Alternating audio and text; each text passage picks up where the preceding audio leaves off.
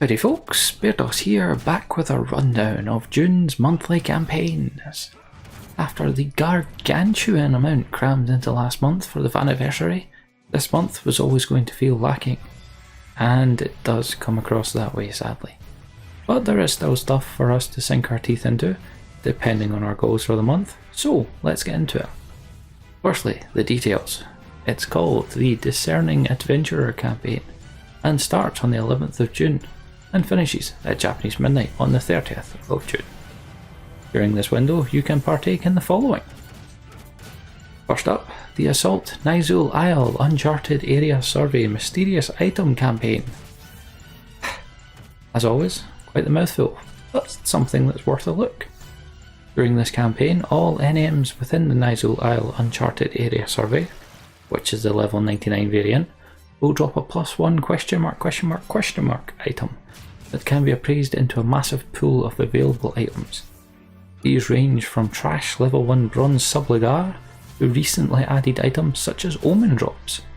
If your luck tends to be on the better side, this just might be the event for you. Any of the bosses on floors 20, 40, 60, 80 or 100 will drop +2 box items, which can turn into an array of pop items, furnishings, or even Alexandrite purses. I've done a guide on this event previously, so I'll card that here. Secondly, the Double Simulacra segment campaign is active. This means the drop rate for Faithful's torsos and legs, as well as the visages needed to make skirmish pops, have all had their drop rates doubled from colonization and lair reefs. Not really much else to say about that one.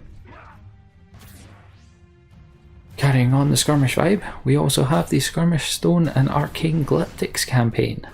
What this does is it means that when you augment any of the +2 weapons or +1 armour from skirmish zones, your augments will yield better results than before. I'm not entirely sure that this event would justify the cost involved in trying to get good augments from the old skirmish sets, but it's certainly worth a try at least if you have some old whaling stones kicking about.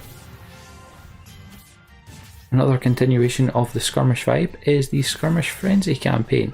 Plus, this campaign does the following.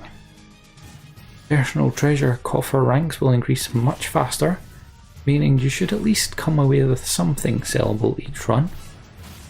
The spawn rate of YQXs will be increased in Alluvion Skirmish, these being pink AQXs that when killed drop a sizable amount of +2 stones into the treasure pool.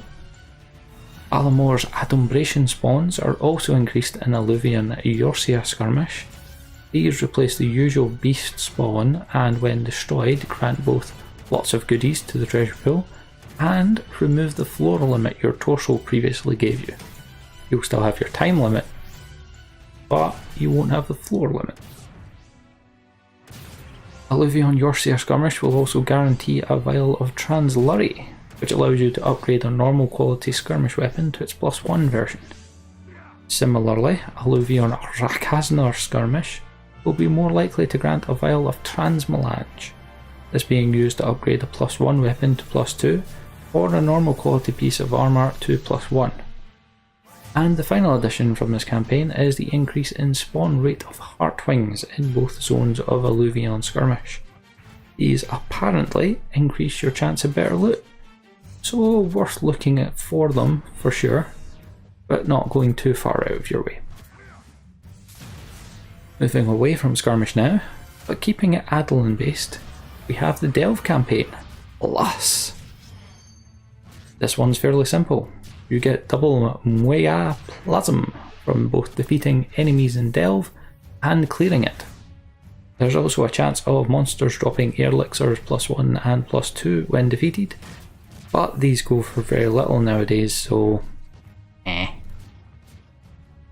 This one, however, is worth keeping an eye on for the fact that, on Bismarck at least, the items from Delve that are used in relic armour upgrades are selling for 1 mil a pop consistently. But yeah, certainly worth if you can get a solid setup going that's efficient, taking it down in a timely fashion. You'd be able to make a fair amount of money during this campaign. Making its return this month, we also have the High Tier Mission Battlefield campaign running.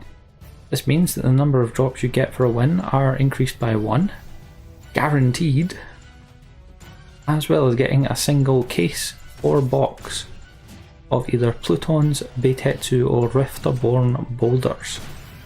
So if you've got an item you're after or lots of those rocks to farm, this is the event for you. The last two campaigns aren't really much. We have the Monster Rearing campaign. Simply means your creatures in your mug garden are twice as likely to transform when they meet the specific requirements. And rounding this out, we've got the Combat and Magic Skill Increase campaign. No telling just how much the increase is, but if you've got skills to raise, this is the time to do it. So there you are, your June monthly campaign breakdown. What are you guys going to be getting up to? Or will it even be anything to do with this? Personally, I'll be trying to do the Return to Delkfutt's Tower on Jimmy Bonsai in hopes of both the pup animator that comes from it, as well as the Hobversion for his Dark Knight. Bairdos will likely dabble in a lot, but spend a chunk of time in Naizo, hoping for rather good luck. Doesn't tend to work that way, but that's the hope. Speaking of hope, I hope you've enjoyed this video. If you have, or it's helped you out, please do click that like button. It does help the video out and the channel. If you want to see more content from me, more Final Fantasy XI guides, or just more Final Fantasy XI in general, don't forget to subscribe. I have plenty more of all of it coming. For now though, I've been Bairdos. You take it easy. Have a good day. Adios.